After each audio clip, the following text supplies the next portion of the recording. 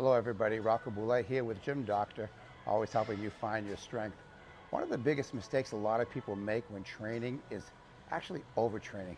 A lot of people who train, or even athletes for that matter, think more is better, and that's not always the case. Sometimes more is just too much. So when you're training, typically when you're doing what's called periodization or manipulating your sets, reps, and weights over time, you want to manipulate those or change those over time to make it more intense over the course of maybe 6 to 8 weeks.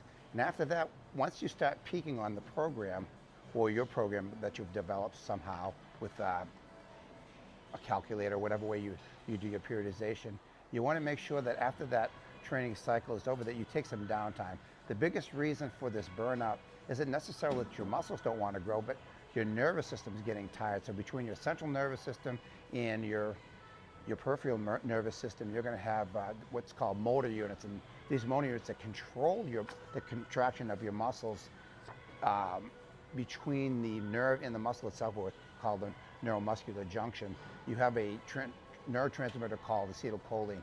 That acetylcholine needs time to resynthesize itself so that you can do another training cycle over and over again and get stronger and stronger using periodization as a process.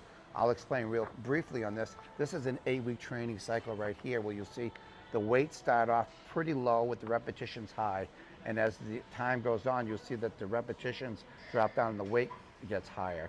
The reason for this is because it's manipulating the overload in the periodization plan so that at the end of that 8 weeks, it's not a linear. You don't continue to keep going higher and higher. You actually have to reorganize your program, retest yourself, find out where you are, and start all over again at a weight that's a little bit more than what you did last time, but it's going to increase you to a better level of fitness in the process, okay? So that's my tip for today.